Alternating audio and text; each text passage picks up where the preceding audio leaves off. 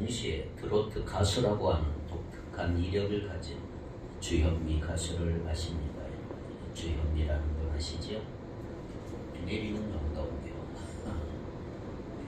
또 여러 가지 노래가 있습니다. 하루는 그녀가 TV에 출연해서 다음 같은 질문을 하나 받습니다. 여태까지 살아오면서 저지른 실수 중에 가장 큰 실수가 있다면 무엇입니까? 사회자가 주현미 가수에게 물었어요. 이 질문에 그녀는 이렇게 대답합니다. 내 인생 최고의 실수는 아버지를 용서하지 못한 것입니다. 그녀의 아버지는 그녀가 어린 시절 돈을 벌기 위해서 해외로 나갔고 그로 인해 그녀는 조립지의 소녀 가장이 되어서 동생들을 챙기며 하루하루 힘겹게 삶을 살아야만 했습니다. 끝을 모르는 힘든 시간들을 버티다 보니까 그녀는 이제 아버지에 대한 원망이 싹 텄고 아버지가 돌아가시기 전까지 원망했다고요. 아버지가 얼마나 미웠던지 아버지가 돌아가시기 전까지 손주도 보여주지 않았다고 합니다. 그녀는 이렇게 방송에서 말을 합니다. 내 자신이 용서되지 않는 부분이다. 그렇게 아버지가 빨리 돌아가실 줄 몰랐다. 눈물을 글썽입니다. 지금은 비록 빛에 옆에 없지만 노래 잘한다고 믿어줬던 아버지에게 감사하고 아버지를 조금은 이해할 수 있다. 이렇게 울먹이며 말하는 것을 보았습니다. 딸도 아버지를 한평생 용서하지 못하는 사람 많습니다. 누군가를 용서하는 일이 얼마나 어려운지 아십니까? 어쩌면 인간에게 가령 가장 어려운 일이 있었다면 용서라고 할 수가 있겠죠. 몇 년 전 미국에서 용서라고 하는 주제로 설문조사를 쫙 했는데 용서를 해야 하느냐 물었더니 무려 94%나 되는 사람들이 용서는 필수적입니다. 용서는 꼭 해야 합니다라고 답했다고 해요.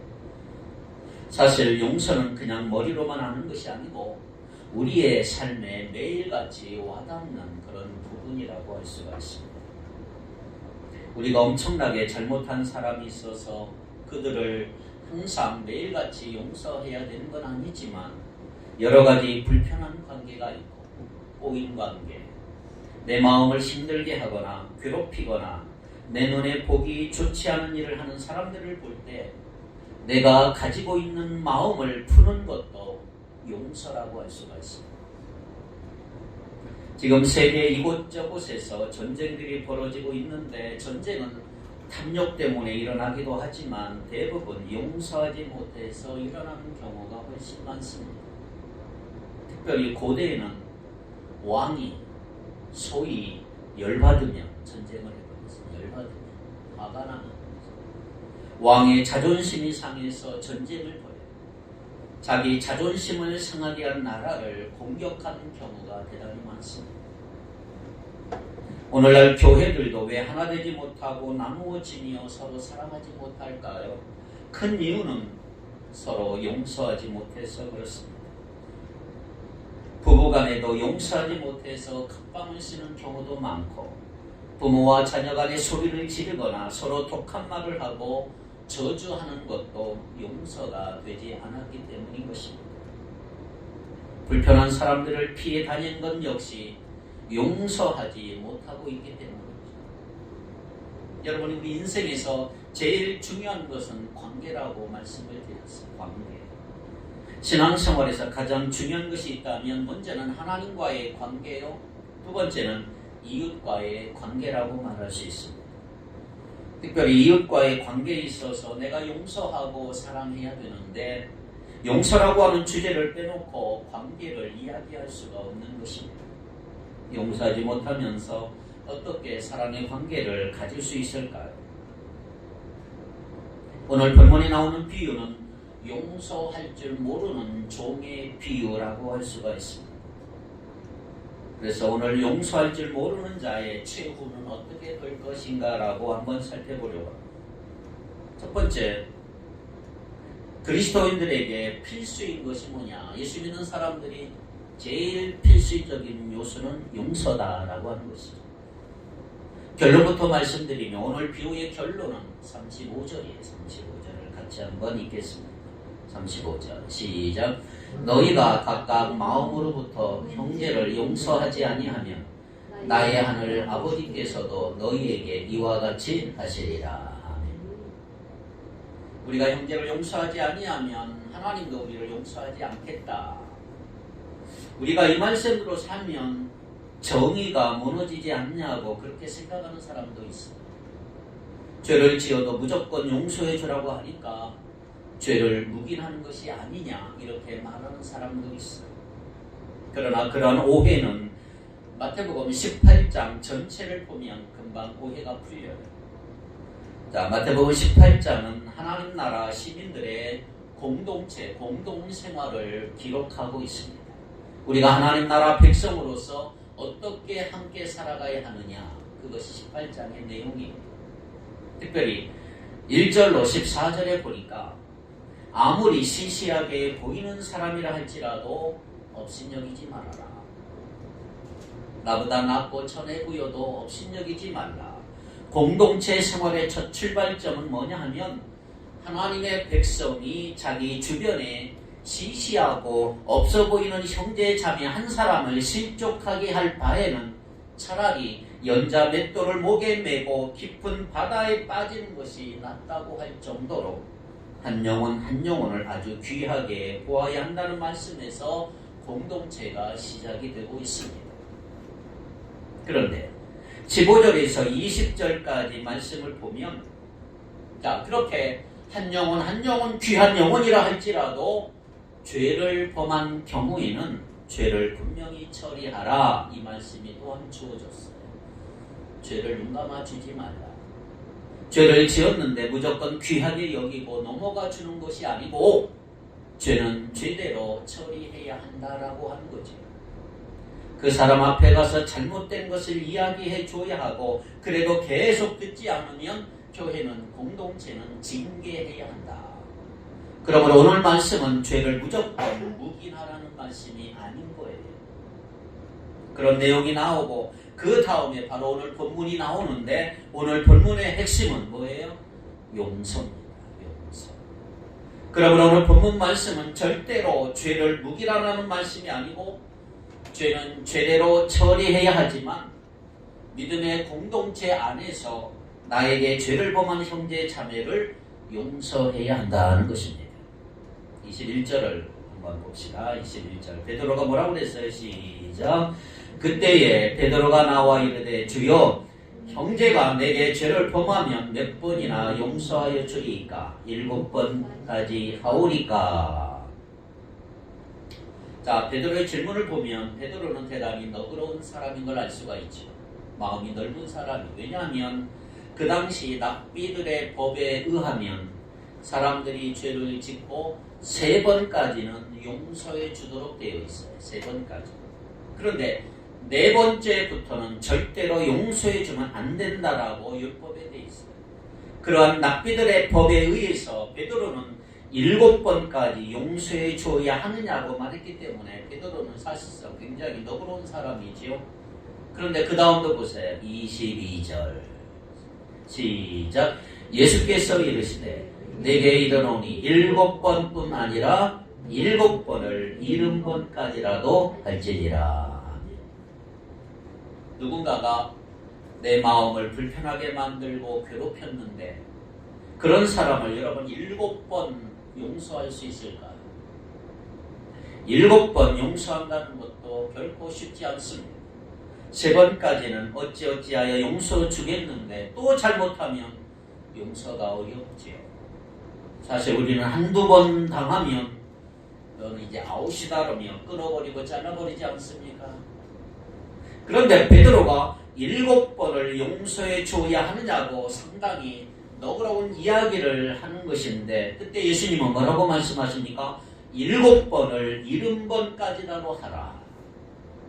자, 7번 곱하기 70번, 7번, 70번, 그럼 몇 번이에요? 490번이 되죠. 490번까지 용서하라는 말일까요? 문자적으로 보면 그렇지만 사실 490번까지 용서할 수 있는 사람이 어디 있을까? 자, 이 말은 무한하게 용서하라, 끝없이 용서하라 이 말이에요. 자, 문제는 사람은 용서하는데 아주 인색하다는 거예요.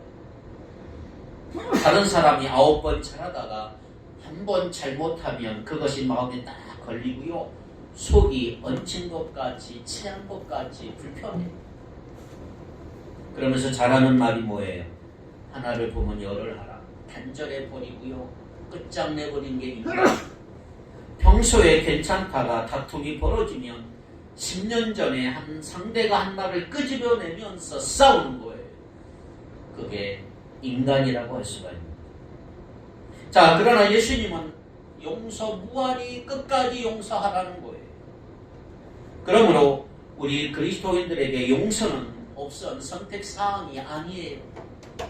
용서는 해도 되고 안 해도 되는 것이 아니라 내가 알아서 하면 되는 선택사항이 아니고, 용서는 예수님이 주신 명령이다. 무조건 용서하라. 상대가 용서를 구하든 아니든 용서하라는 거예요. 23절 볼까요?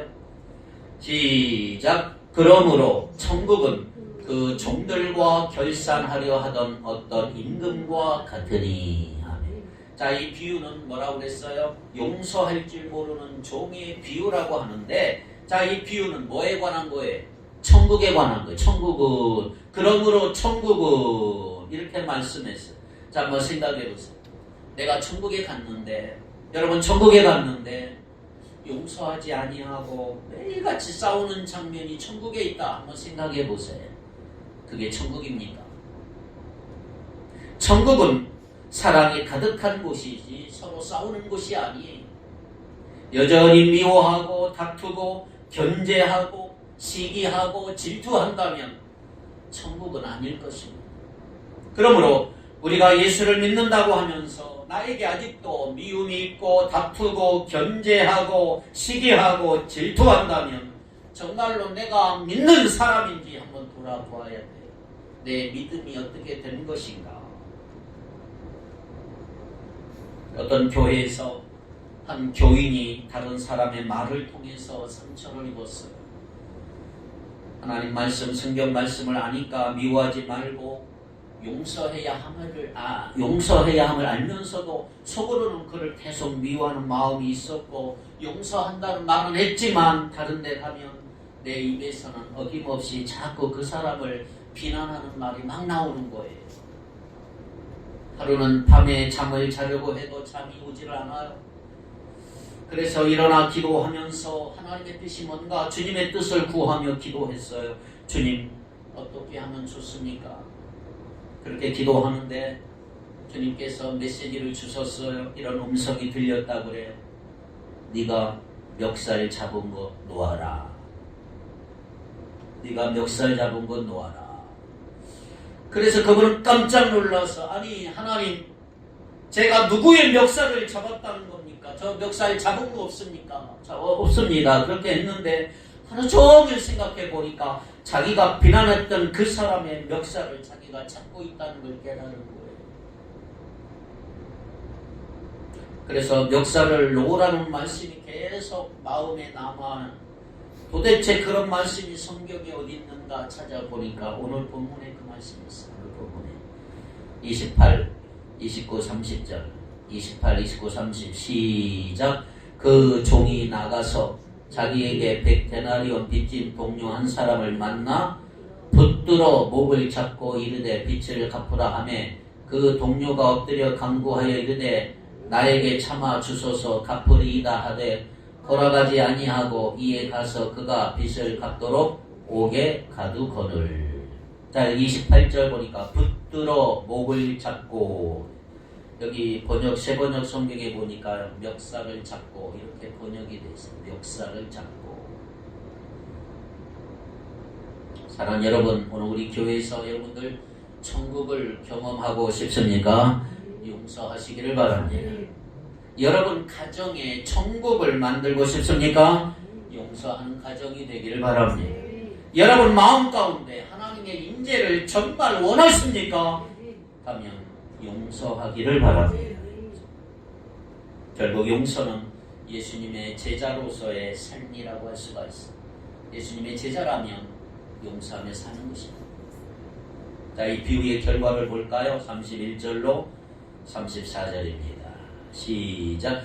그 동료들이 그것을 보고 몹시 딱하게 여겨 주인에게 가서 그 일을 다 알리니 이에 주인이 그를 불러다가 말하되 악한 종아, 내가 빌기에 내가 네 빚을 전부 탕감하여 주었거늘 내가 너를 불쌍히 여김과 같이 너도 내 동료를 불쌍히 여김이 마땅하지 아니하냐 하고 주인이 노하여 그 빚을 다 갚도록 그를 옥졸들에게 넘기니라.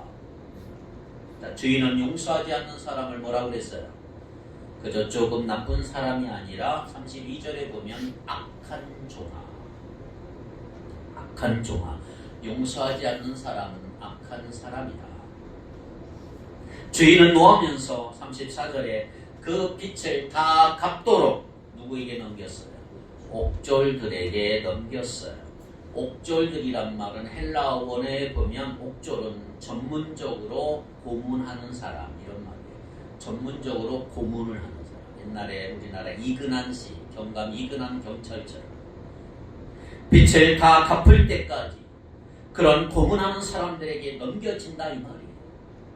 우리가 누군가를 용서하지 않으면 마치 고문하는 사람들에게 고문을 당하는 것처럼 너무나 고통스럽고 비참해질 수가 있다. 문제는 우리가 마음으로 다른 사람을 용서하지 못하면 내 육체, 몸도 약해진다는 거예요. 의학적으로도 충분히 증거가 되어 있고 논문이 많이 나와 있어요. 몸이 약해지니까 면역 체계가 약해져서 병에 걸리기 쉬워요. 잘 생각해 보세요. 내가 마음이 굉장히 불편하고 다른 사람과의 관계가 문제가 생겼을 때 감기에 걸리고요. 아플 때가 많은 거예요. 그렇게 다 영향이 있습니다. 오늘 비유가 지적하는 것은 오늘 우리가 마음을 열지 않고 자비로운 마음으로 용서하지 않으면 우리는 하나님의 자비에 진정으로 마음이 열려져 있지 않다는 것을 보여주고 있다는 거지. 내가 자비를 베풀 줄 모른다면 내가 하나님의 자비를 제대로 체험하지 못했다는 것을 드러낸다는 거죠. 여러분, 용서만큼 우리와 하나님과의 관계를 잘 보여주는 증거는 없습니다. 내가 다른 사람에게 어떻게 하느냐가 하나님과 나와의 관계를 잘 드러내준다고 할 수가 있는 거죠. 용서받은 사람은 용서할 수가 있습니다. 두 번째, 용서가 그럼 뭐냐? 자, 용서해야 되겠는데 용서가 뭐냐? 어떤 사람은 나는 저 사람 용서가 안 됩니다 라고 말하는 사람도 있습니다. 용서가 뭔지를 알고 용서가 안 된다고 하십니까? 자, 먼저 용서가 뭔지를 알아야 돼요. 용서가 뭘까요? 24, 25, 26절 보세요. 24절부터 26절입니다. 시작. 결산할 때에 10,000달란트 빚진 자 하나를 데려오게 갚을 것이 없는지라 주인이 명하여 그 몸과 아내와 자식들과 모든 소유를 다 팔아 갚게 하라 하니 그 종이 엎드려 절하며 이르되 내게 참으소서 다 갚으리이다 하거늘. 자, 예수님이 이 비유의 말씀을 하셨을 때 이 말씀을 듣던 많은 사람들은 아마 웃었을 거예요. 비웃었어요. 왜냐하면 이것은 한 사람이 갚을 수 있는 액수가 아니기 때문에 너무너무 커서 사실 한 사람이 이렇게 많은 빚을 질 수가 없어요. 하지만 이건 비유이기 때문에 한 사람이 갚을 수 없는 엄청난 액수를 말씀하시기 위해서 10,000달란트를 언급하신 것입니다. 자, 그러면 용서란 뭐냐? 첫째로 용서는 불쌍히 여기는 것입니다. 용서는 뭐다? 불쌍히 여기는 것입니다. 무엇보다 먼저 용서는 불쌍히 여겨야 된다. 27절 그 종의 주인이 불쌍히 여겨 놓아 보내며 그 빚을 탕감하여 주었다. 그렇습니다. 무엇보다 용서는 불쌍히 여기는 것입니다. 우리가 다른 사람을 용서하려면 그 사람을 불쌍히 여기는 마음이 있어야 돼요. 불쌍히 여긴다는 말은 원어의 뜻을 보면 내 몸 안에 있는 가장 깊은 장기들이 뒤틀린다는 거예요. 이게 불쌍히 여긴다는 거예요. 간과 신장과 콩팥이 뒤틀려요. 이게 불쌍히 여기는 거예요. 그러니까 불쌍히 여기는 것은 몸속에 장기들이 뒤틀리면서 막 녹아내려. 말로만 하는 게 용서가 아니기 때문에 진정한 용서는 마음이 확 녹아내리는 거예요. 녹아내리는 거예요. 다음에 왜 우리는 다른 사람을 용서하지 못하고 분노하느냐?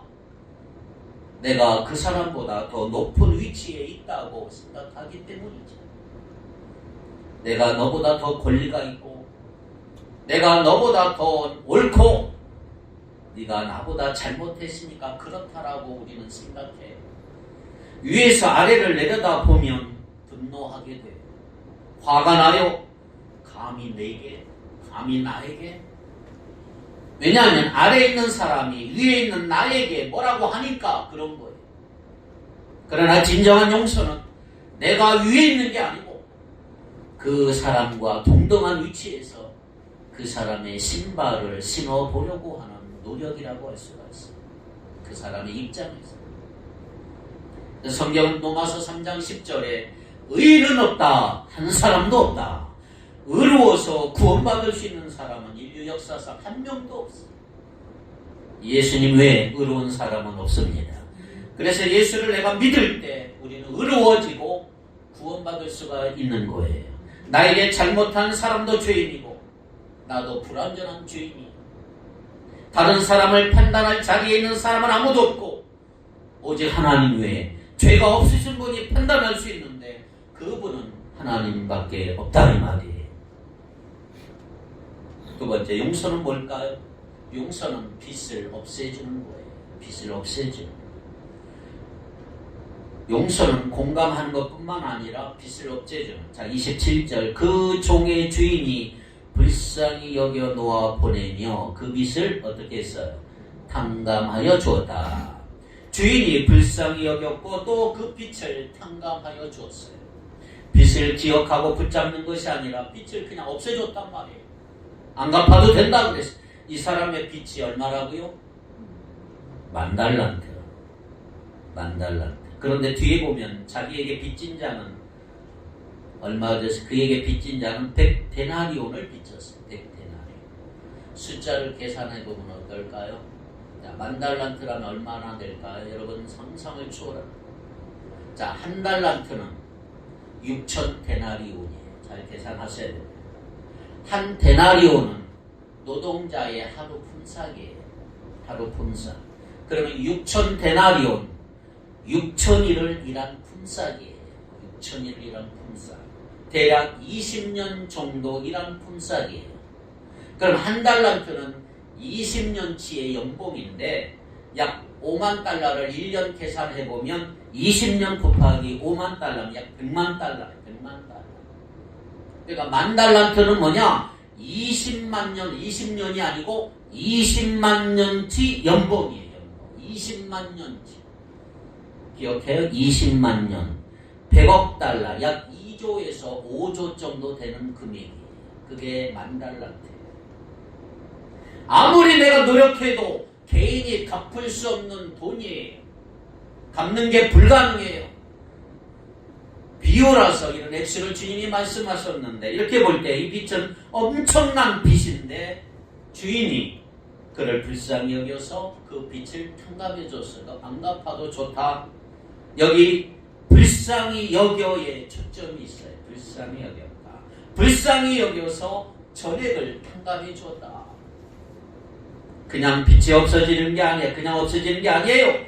내가 그 아픔을 감당하겠다 이 말이에요. 내 속에 장기들이 녹아질 만큼 그 액수는 없어지는 게 아니고 주인이 그 액수를 짊어지겠다 이 말이에요. 여러분, 진정한 용서는 그냥 없어지는 게 아니에요. 내가 그 아픔을 당하고 용서해주는 사람이 감수하는 거예요. 아니, 내 잘못도 아니고 저 사람이 나에게 잘못한 것인데 왜 내가 그 아픔을 감당해야 합니까? 당연히 질문할 수 있겠지만 맞는 말이지만 그러나 진정한 사랑이라고 하는 것은 그런 거예요. 예수님도 자신이 짓지도 않은 죄를 위해 돌아가셨어요. 우리 죄를 갚아주시려고 대신 죽으신 거지. 하나밖에 없는 생명. 그런데 문제는 내가 그 아픔을 감당하지 않으면 어떻게 되느냐? 보복으로 이어져요. 보복. 노트북이 깨지고 없어지면, 핸드폰이 없어지고 깨지면 돈을 들어 좀 사면 되지만, 여러분 타고 다니는 자동차가 어느 날 누가 부수고 갔어요. 누가 살고 있는 집을 부수고 갔어요. 돈이 많이 들어요. 그러면 그 사람 찾아내야 되니까 그 사람을 고용하고 찾아내고 나도 보복해야 돼요. 아니면 그 사람이 뭔가 고통을 주는 일을 해야 되는데 그 사람 직장에 가서 그 직장에 고발해서 이런 사람이라고 알리거나 변호사를 사서 소송을 걸 수도 있어요. 그러면 저쪽에서 또 반응하며 오겠지요. 그렇게 되면 우리 삶에는 고통이 계속 일어나게 되고, 그런 과정에서 우리는 하나님을 닮아가는 것이 아니고 사탄을 닮아가는, 그런 과정 속에서 얼굴 표정이 어떨지를 상상해 보세요. 원수 갚는 사람들의 얼굴을 보십시오. 그러나 예수님은 십자가에서 죽으심으로 그 악순환의 고리를 끊어버렸다 이 말이에요. 보복의 고리를 끊어버렸단 말이에요. 당연히 보복할 권리가 있지만 용서하심으로 끊어버렸다 이 말이에요. 어떤 사람은 용서하려고 해도 마음이 안 따라줍니다. 마음이 가야 진정한 용서가 되지 않겠습니까? 정말에 그렇지 않아요. 용서는 감정이 아닙니다. 물론 감정이 따라오지만 감정으로 느끼기 전에 먼저 주는 거예요. 마음이 안 따르라도 먼저 주는 감정이 따라오게 되어 있어요. 자유를 느끼게 되는 거예요. 자비를 베푼 감격이 따라오게 되어 있습니다. 그래서 내가 먼저 용서하면 감정은 따라오는 거예요. 하지만 용서는 결과까지 돕는 건 아니에요. 이게 힘들어요. 용서는 해야 돼요. 하지만 진정한 사람이라면 잘못된 죄를 다시는 범하지 않게 하기 위해서 최대한 노력해야 돼요. 예를 들어 내가 누가 자녀를 학대했다면 학대한 죄는 용서받을 수 있어요. 하지만 용서한다고 해서 계속 학대하고 또 그것을 그냥 놓아두는 건 진정한 용서가 아니라는 거죠. 어떤 식으로라도 그 죄가 멈춰야 되는 죄. 진정한 용서는 결과까지 덮어버리는 건 아니에요. 그렇다면 용서의 비결, 불쌍히 여기는 마음인 것입니다. 용서의 비결을 뭐라고요?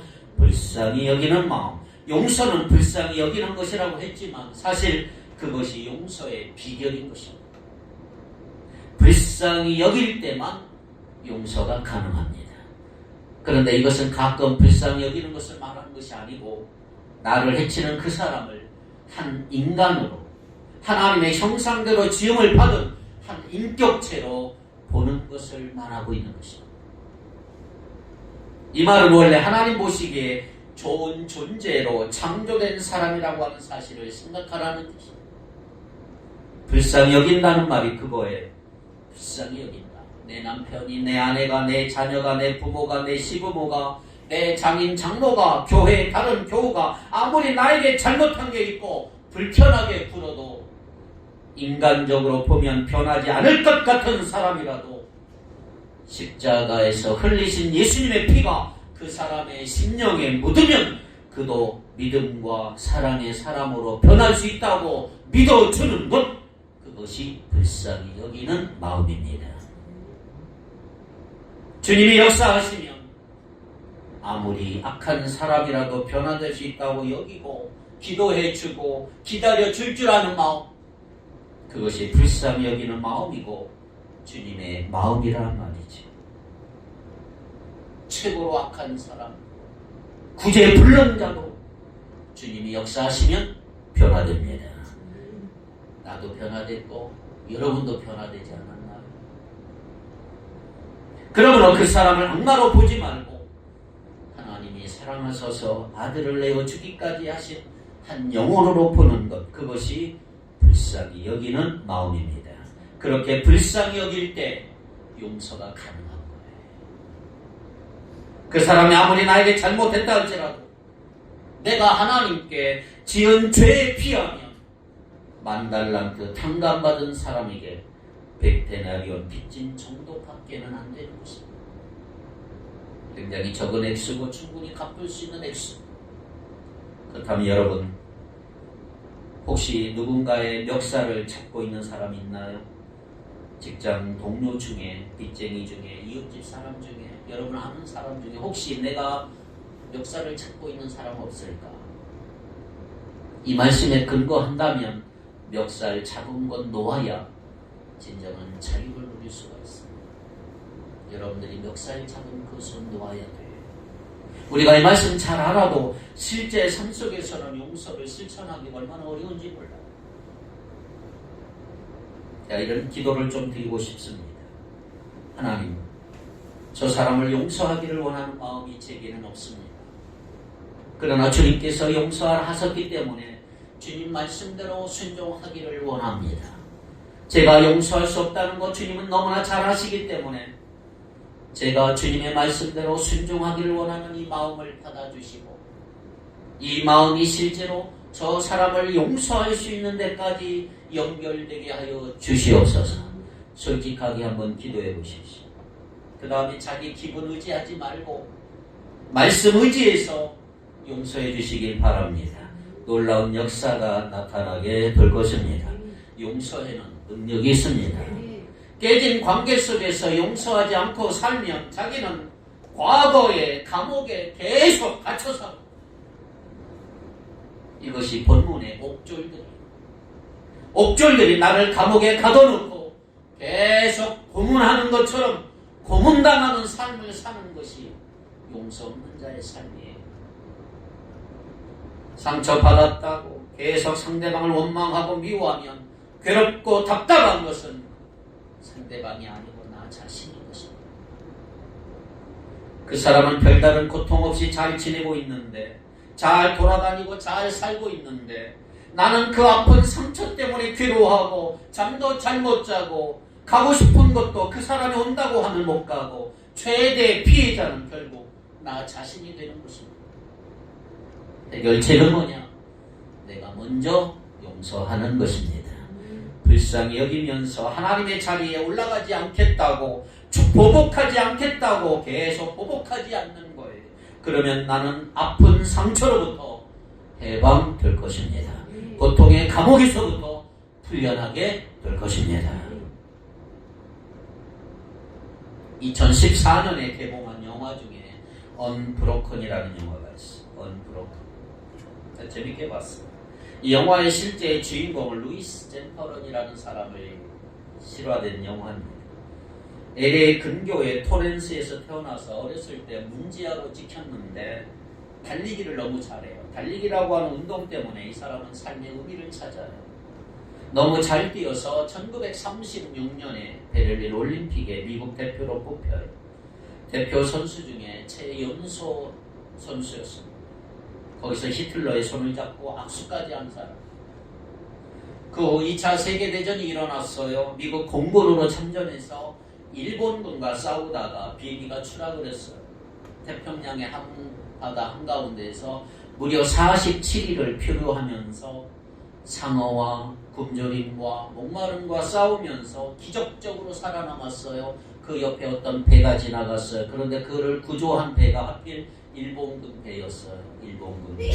결국 2년 동안 일본군 포로 수용소에서 혹독한 학대를 받고 실험 대상이 되기도 하고 결국 끝까지 살아남아 돌아온 인간 승리의 표본이 된 인물이에요.